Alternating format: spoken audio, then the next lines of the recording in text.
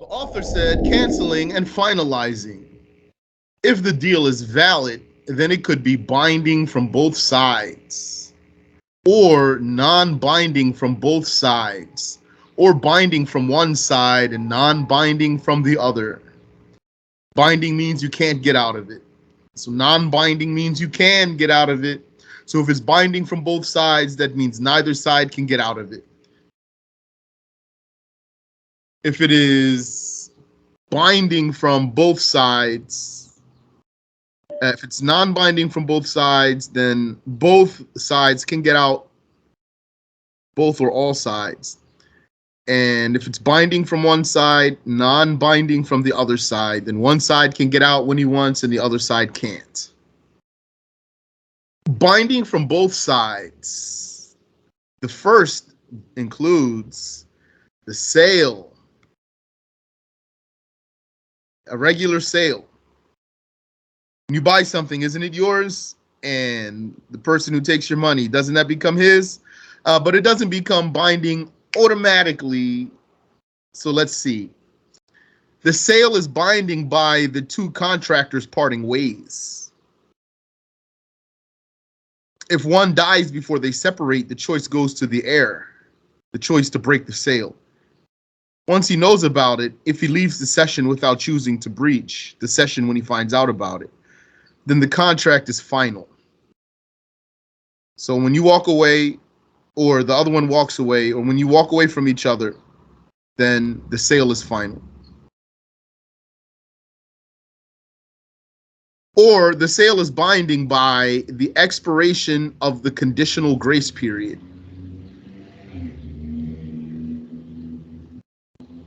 The period starts when they make the condition. More than 3 days voids the contract. So this conditional grace period can go up to 3 days in the Shafi'i school. That means you agree that the person can come back and break the sale within the 3 days. Both of you can do that, or one of you can do that. So you can say, I'll buy it if I have the choice, for example, to breach the sale. Or I'll sell it to you, but I want the choice to be able to change my mind within 3 days if I want to breach the sale. Or both of you can have it, but the other side has to agree. The first one we talked about, when the sale is final by walking away, that doesn't require anyone's permission. In other words, if you break the sale because you're still in the contract, if you're still in the session, you break the sale because you're still in the session. That doesn't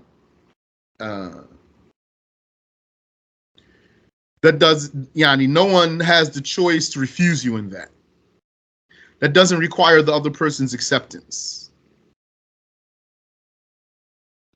But the expiration, the grace period, the conditional grace period does require acceptance. It cannot be used in sales that are subject to usury.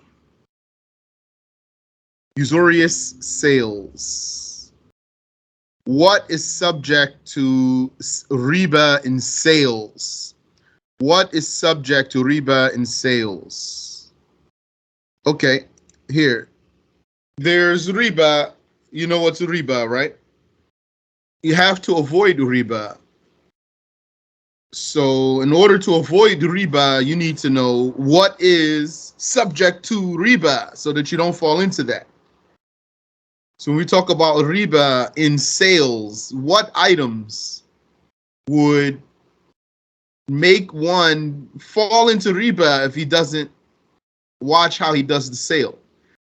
10, 9, 8, 7, 6, 5, 4, 3, 2, 1. Gold, silver, and food. Gold, silver, and food are subject to riba in sales. That means, as we're going to come back to, inshallah, if you sell gold for gold, then there are rules there, or else you're going to fall into riba. Or silver for silver, or gold for silver, or food for food.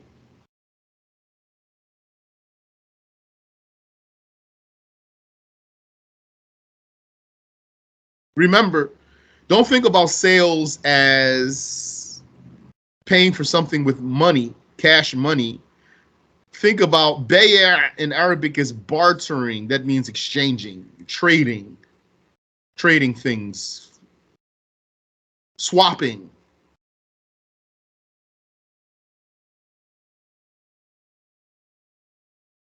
Gold for gold, silver for silver, or gold for silver, or food for food. When we talk about food for food, it could be food for the same kind of food or food for a different kind of food. Food for the same kind of food has rules. Food for different kind of food still has rules. A little bit different judgment though. Gold for gold, silver for silver has rules, like food for the same type of food. Gold for silver also has special rules, like food for a different type of food. Gold, silver, and food. Those are the items that are subject to riba in sales. Here's another question. Riba exists in what types of deals? Riba exists in what types of deals? I already just gave you one. 10, 9, 8, 7, 6, 5, 4, 3, 2, 1. Riba exists in sales and loans. Sales and loans. You're not reviewing, mashallah. So, we're talking about now, when does a sale become final? The sale is binding by the two contractors parting ways. We're done with that one. Also, by the expiration of the conditional grace period, which we said can be up to 3 days.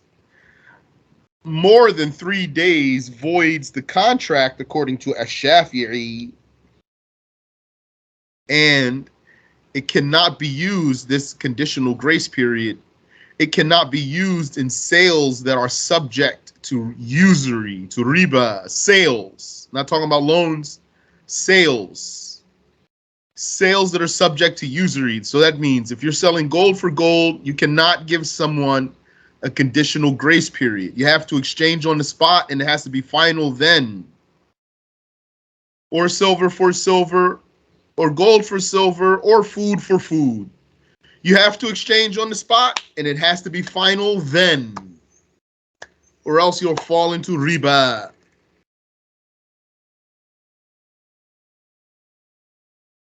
They must be finalized before departure. Is it clear? Also, the sale is final by forfeiting the choice to rescind. That means forfeiting the choice to break the sale while you're still in the session.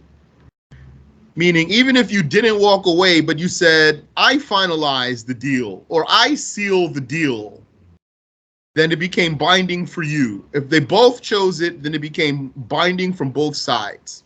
If one person chose to seal the deal, it becomes binding from his side.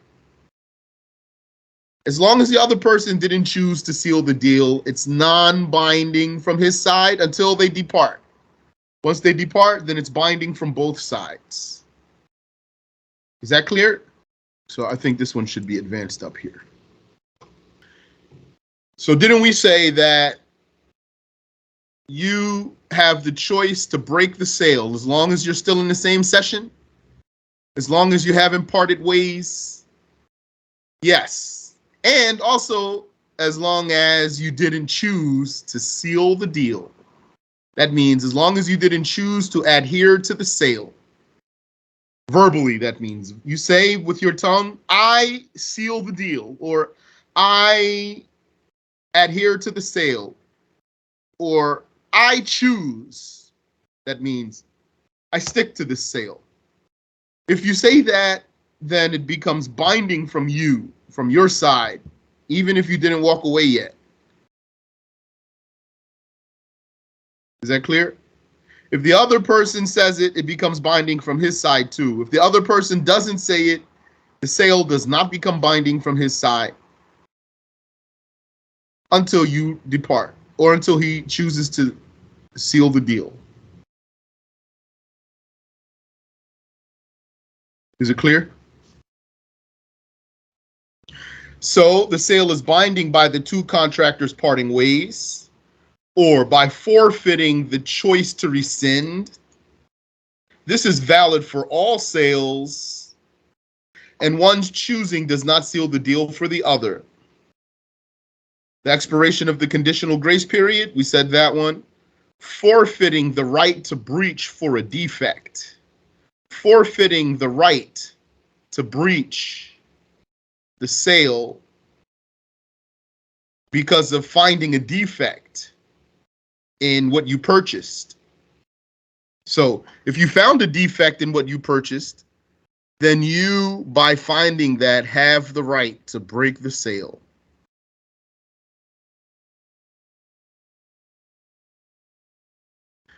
So if you choose to accept the defect, then you will forfeit the right to breach that sale.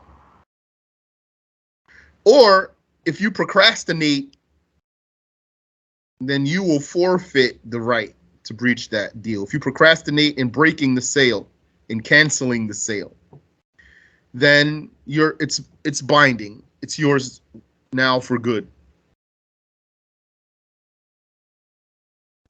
Forfeiting the right to breach for a defect in value means supposed to be more valuable, but it's not as valuable as it's supposed to be. That's a defect.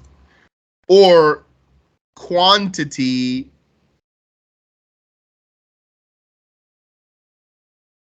meaning it's less than what it's supposed to be, for example.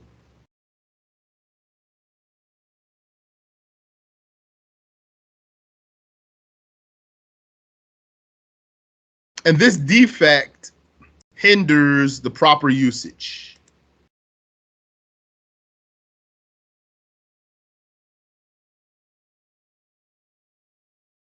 It hinders the proper usage when that defect is not usually in that type of thing.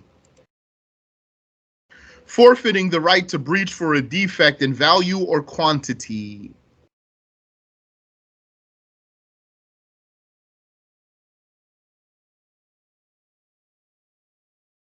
Or you can't use it right. It can't be used properly. The defect, so three things. How do you determine the defect? It's not as valuable as it's supposed to be. Or it's not the right number or the right amount. Even if it's more, that might be a defect. Might be too much. Then it doesn't work right, for example.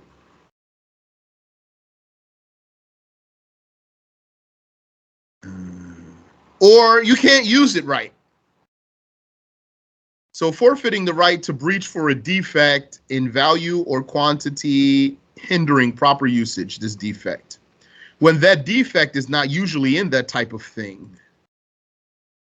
A hole in your clothing, or your clothing's not stitched properly, like the armpit is too tight, or the wrist is too tight and the other armpit is fine, or something like that. Not being very expensive. Being very expensive is not a defect. We don't want to say overpriced, since you're allowed to charge anything you want to charge. But it is true that a thing would have a market value, so you might find it more than it usually goes for more than it's worth. You might find it more than it's worth, but a person is allowed to charge whatever he wants to charge for it. When we say worth, then that means by market standards. The defect would have to be present when he, the owner, the buyer, the original person, that's you, or your agent immediately returns it to the seller. Maybe we should change those pronouns there. It makes it maybe. That's a good idea, I think. The defect would have to be present when you or your agent immediately returns that item to the seller or his agent. Meaning, you found a defect. Okay, so you got to take it back. So what if when you got it back, the defect is gone? Then he doesn't have to cancel that. He doesn't have to honor your cancellation. You brought it back to him and there's no defect there. So you find the defect, then you can breach the sale. Take it back immediately without procrastination. But if that defect is gone by the time you get there, then they do not have to honor your cancellation.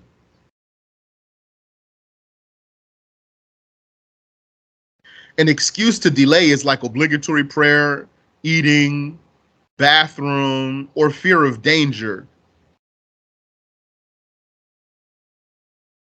Like the right to buy out a new partner.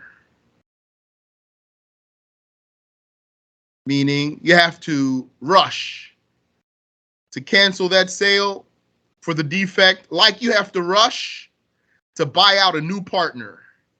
Those two have the same judgment there.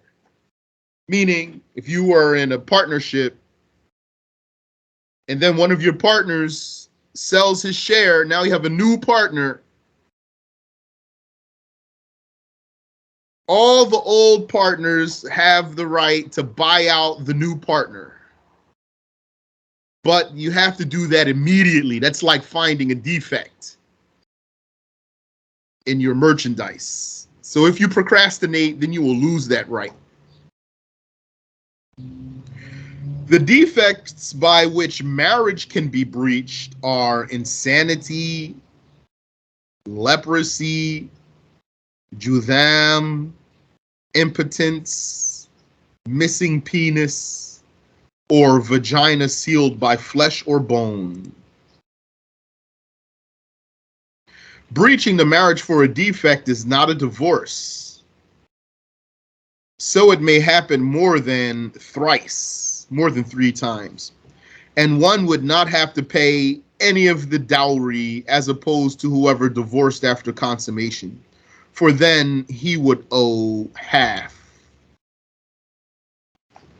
So there's details there about breaching the marriage for a defect. You said, what is the difference between divorce and breaching the marriage? The difference is that a divorce is a type of breach. Breach is more broad than divorce. There are several ways of breaching the marriage, and a divorce is one of them. Apostasy is another one. Khula is another one, according to those who said khula is not a divorce. And also other ways. So khula, that's when a woman pays to be released from the marriage. It's like she's paying a ransom for herself. It's a ransom. You're welcome. So don't forget, be careful, be mindful who you marry so that you don't get stuck in a very hard situation to get out of. Because he doesn't have to accept that ransom.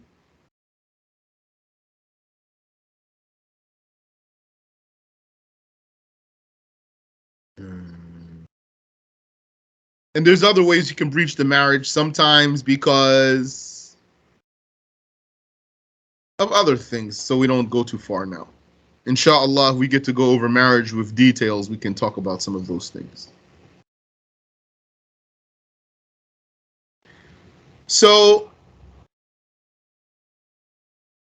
the first thing that's binding from both sides is the sale.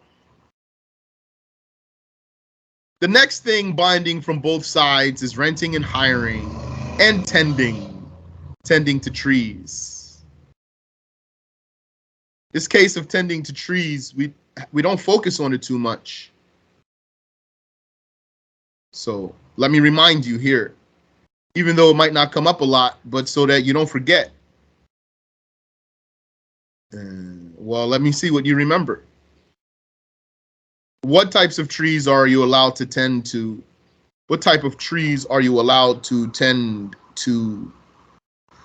10, 9, 8, 7, 6, 5, 4, 3, 2, date trees, and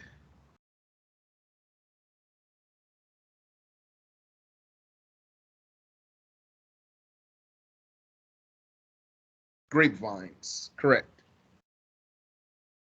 Only those. This is going to be work that benefits the trees, not the land. When we talk about tending to trees, we're not talking about building walls, digging trenches, and things like that benefit the land. We're talking about trimming the trees and watering them and what benefits the trees. Technically, though, I don't think a vine is considered a tree, but we're just going to call it a tree here. Date trees, which are palms, palm trees, date palms, and grapevines. And the reason you can't do other trees, even if it's the exact same work, is because this type of deal fundamentally is too risky to be valid. And so the Messenger of Allah permitted something specific in this realm here. And we mean specifically here what's not permissible. We're not saying it's not valid to be hired to tend to trees.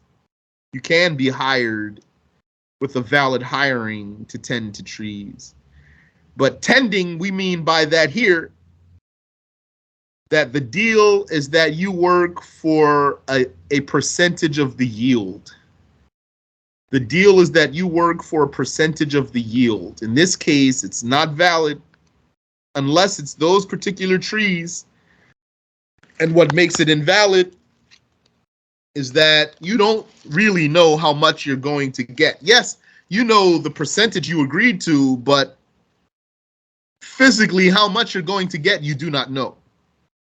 So since you don't know how much you're going to get paid, it's not valid to do such a deal.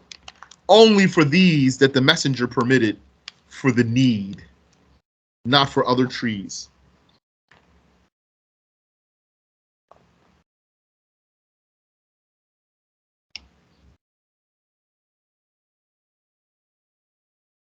So it is not valid to quit or fire in renting and hiring and tending because it's binding from both sides. You can't quit as the worker. You can't fire as the employer. You can't quit as the employee and you can't fire as the employer. And likewise, since renting and hiring is the same thing, it's not valid to evict, just to kick someone out and his contract's still valid. It's not valid to evict, and it's not valid to skip out of your contract and not finish your time for what you're renting.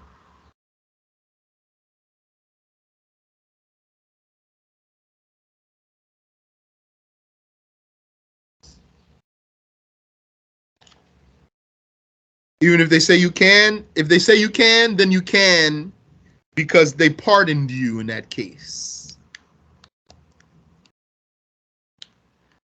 So remember that a rental is like a loan. A rental is like a loan. How so? If you owe someone money, can you just decide you're not going to pay it anymore? No, you can't. So how are you going to get out of that? Either you fulfill it or what? Or they pardon you.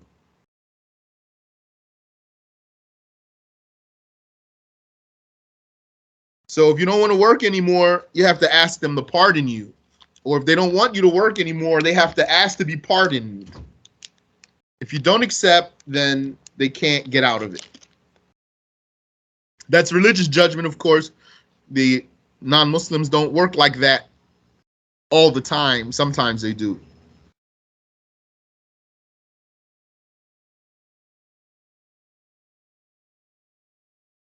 So that's clear.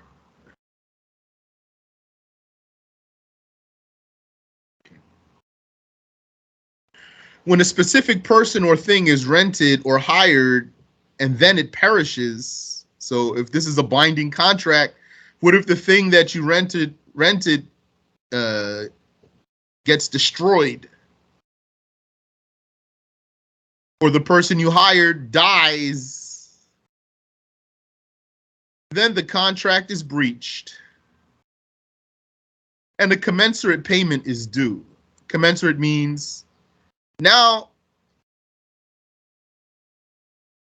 you need to see how much is the service worth according to your agreement, though. Meaning, you rented a house for a year. The house collapsed in 6 months. So if you were to stay the whole year, you'd be paying so much. So after 6 months, how much you're going to pay? Half of that. This contract is done because the house is gone now. So you're going to pay half of that, of what you agreed to, and that's it. I think that's clear. Let me know if you have a question.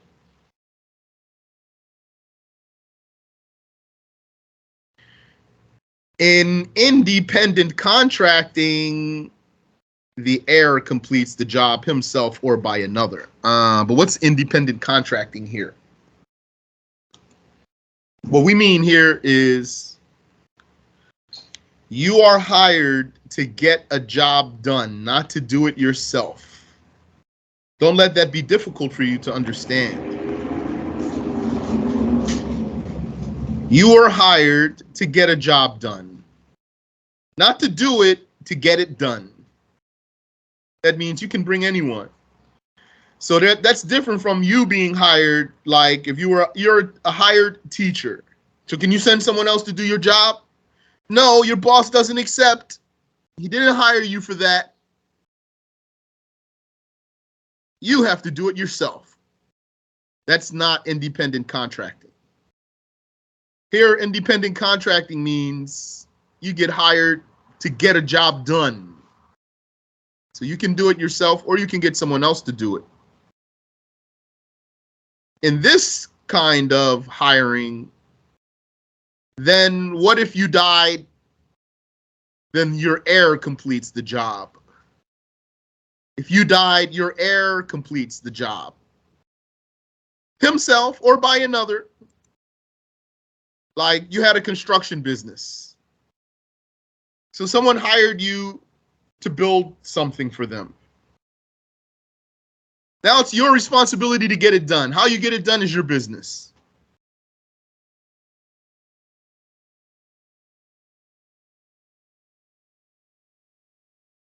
And then you died before it was done. So then your heir steps in and gets that done. Basically manages the issue for you so that the contract will be finished. He can do it himself or he can get someone else to do it. With his own money or from the inheritance. And then he, that heir, deserves the fruit that his dead relative agreed upon for tending. And likewise, if the owner dies, his heir completes the agreement. If the owner dies, his heir completes the agreement in this independent contracting. Also in this tending. The tending and the independent contracting It really tending is a type of independent contracting, because when you hire someone for tending your trees, tending to your trees, you can't put him under someone else. You can't say to him, now work under this worker of mine, work under this overseer of mine. That's not valid.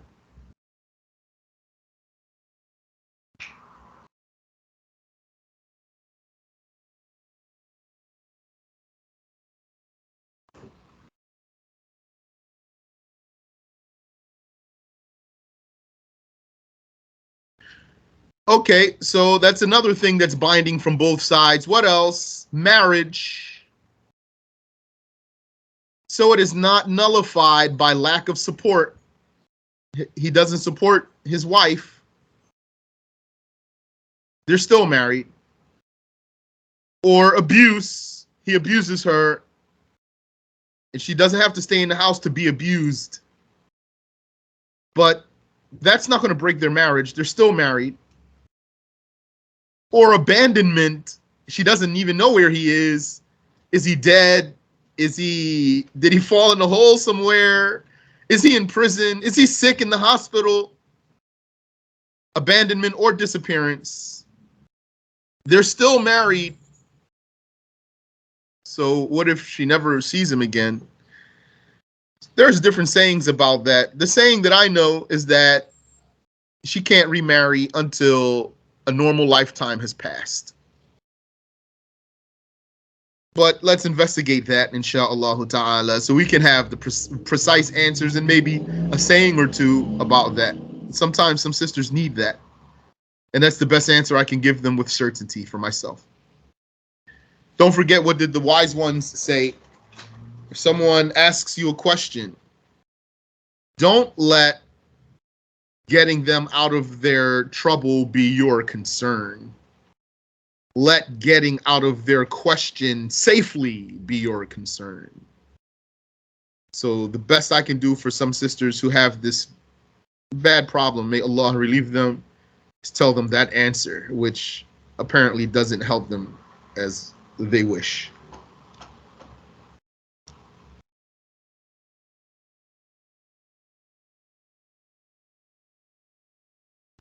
And one's marriage to another's slave stays valid if he becomes able to marry a free woman. It wasn't permissible for him to marry a slave woman unless he couldn't marry a free woman. So if he married a slave woman and then he became able to marry a free woman, then that slave woman stays his wife.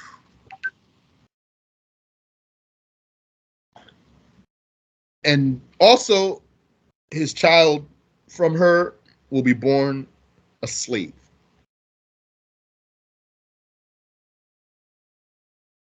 Also, what's binding? The dowry, so it is not dropped by divorce. And other than the case of the mufawwidah, we talked about the mufawwidah, so review. You need to review these and study this information, because you might not get it from another way like this. And the way this is arranged will help you cover a lot of the dealings.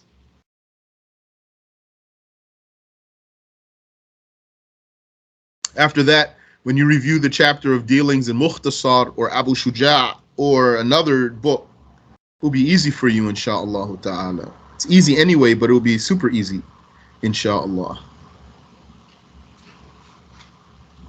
So the dowry is binding. It's not dropped by divorce.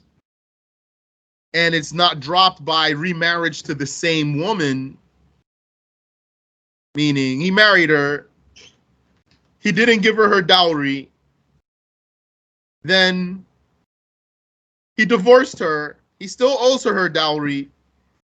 Then he remarried her.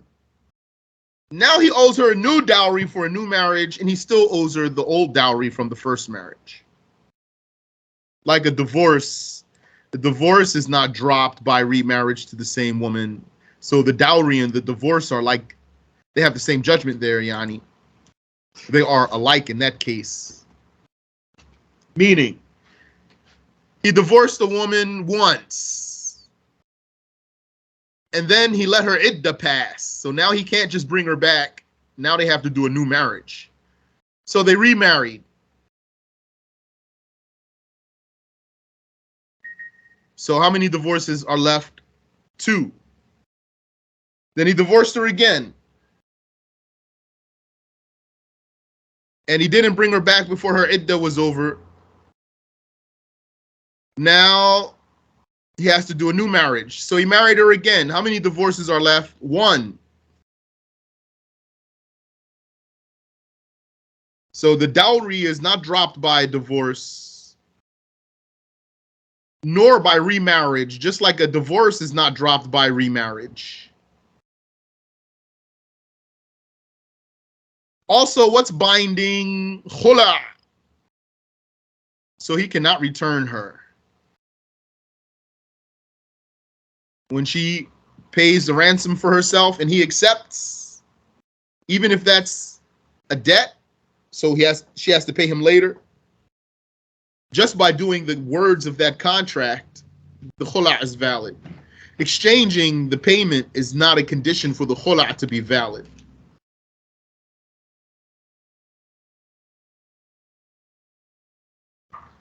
So he cannot return her.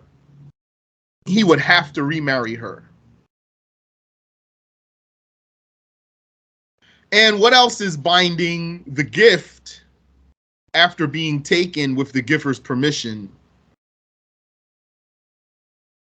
After being taken with the giver's permission. So, not, Yani. Why it's worded like that? Because what if someone said, I'll give you my car as a gift. That's all he said. He said, you can have my car, for example. So does that mean necessarily you can just go and take it just like that? Not without his permission. So he might give it to you. He might say, here, take this pen. It's a gift. Here, take it.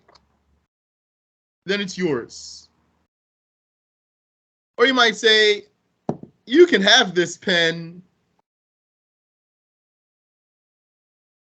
And then you want to take it, but you need permission. So you say, can I take it? And he says, yes. So then you can take it.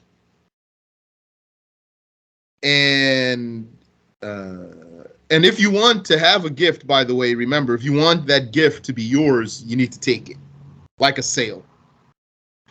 You don't have to keep it with you, but you need to take it, so it will be yours. If you don't take it, it's not yours.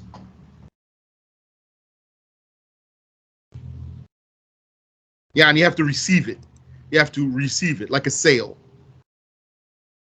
Didn't we say that you can't sell what you own until you receive it? You can't sell what you own until you receive it?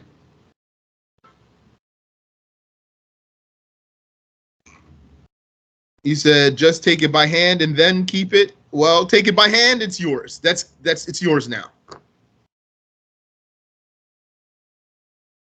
Or do they need to leave their presence? No, you just need to take it. You need to receive it. Receive it, like how you receive your purchased item. Do you remember how to receive a purchased item?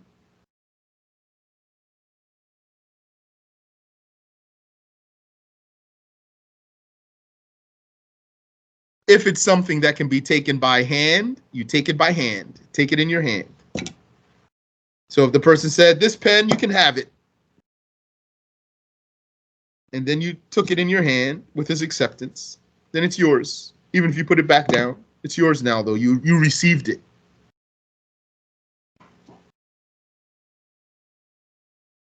If it's not something that can be taken by hand, but it can be transported like a car or a refrigerator or a small boat, then you need to take it. You need to transport it, move it from the owner, from the owner's place, the original owner. Then you received it. If it's not something that can be transported like a house or a big ship, then you receive it by it being cleared out and you being given unrestricted access to it and taking the keys to it.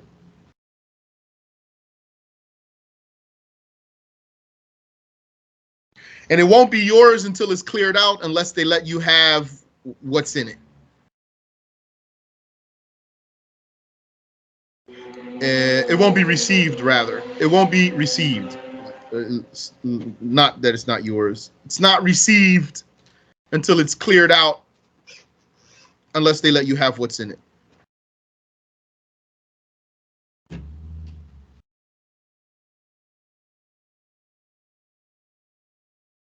And also, what's binding? Debt transfer.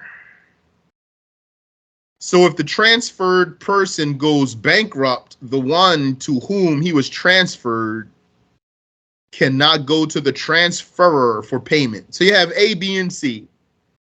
A owes B, B owes C, so B transfers C to A. He says, get the money you owe that I owe you, get the money that I owe you from A, debt transfer.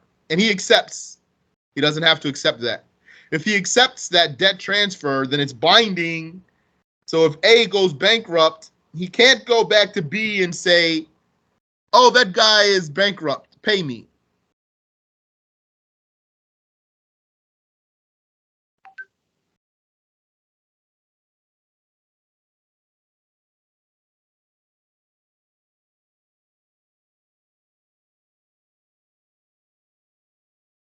So then we have what's binding from one side, non-binding from the other. The second type, which is binding from one side, non-binding from the other, includes the contract for the slave to buy his freedom.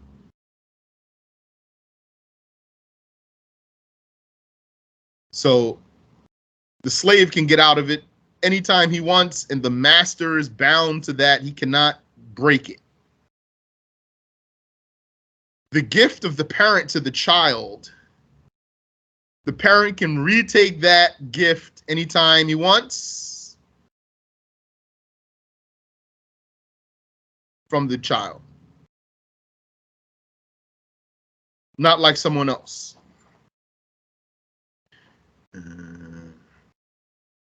So that's the religion that gave the parent that permission. So let no one dispraise someone who doesn't use that in a bad way. Also, what's binding from one side, non-binding from the other? Collateral after taking possession. You put up a collateral against the debt. So once that one that you owe takes that collateral, takes possession of it, then you can't get out of that, and he can. He can just give it back to you anytime and say, I don't want your collateral. But you can't say, I don't want that to be collateral anymore. And co-signing, that's when someone else takes a loan and you're guaranteeing that that loan gets paid. So you can't get out of that guarantee that you made, which means the one who's owed can come to you and ask for his money, but he can get you out of it. He can say, I don't want you to be co-signer anymore. You don't have to be. You can stop being co-signer. I don't hold you to it anymore. So it's binding from one side, non-binding from the other. One is relieved when the debt is paid or forgiven in the case of co-signing. Then we have non-binding from both sides. The third, it includes authorization, It means just authorizing someone to do something for you. So you can revoke that authorization, and he can just quit that authorization at any time. Authorized to do anything. You might say, hey, sell my car for me. Hey, go to the store for me. Or something. It's non-binding from both sides. Safekeeping. Someone's holding something for you. You can get it back at any time, and he can give it back at any time. Offering a reward. Whoever finds my cat gets $1,000, for example. You can quit that offer at any time. And the one who's looking for your cat, he can stop looking whenever he wants. But there's a detail there. We'll come to it, inshallah. What if he already started working and he did the work, actually? He did the work. He found your cat, but you canceled that reward. You canceled it. He didn't know you canceled it. And then he came to you with your cat. Then what? We'll come back to that, inshallah ta'ala.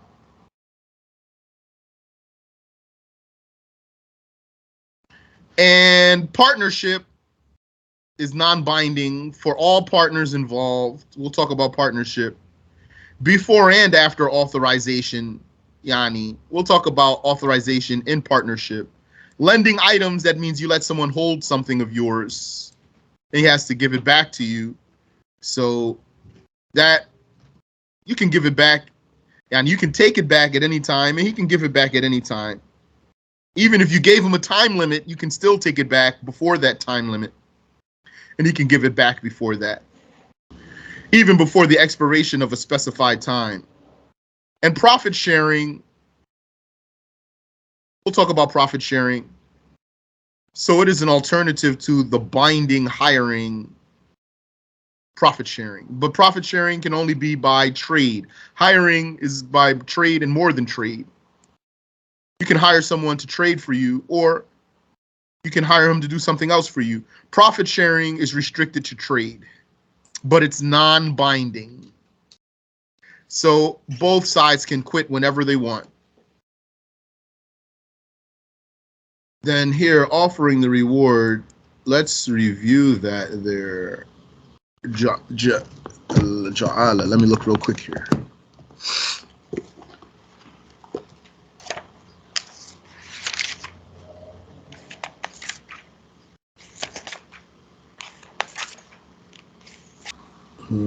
جعل شرطه أن يكون معلوما كما يؤخذ من كلام حيث قال جعل جائزة من الطرفين هكذا ولا تلزم إلا بفراغ العمل.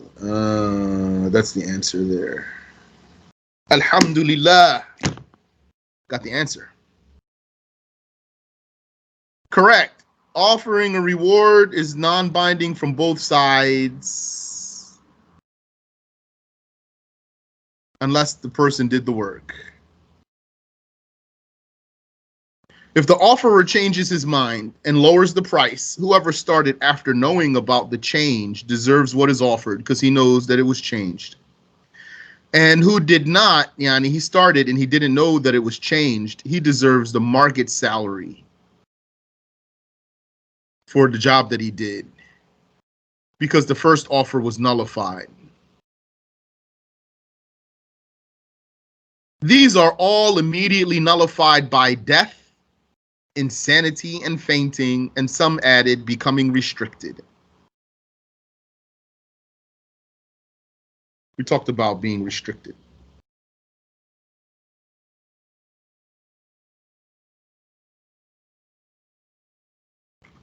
Wallahu a'lam. Let's stop there. Any question?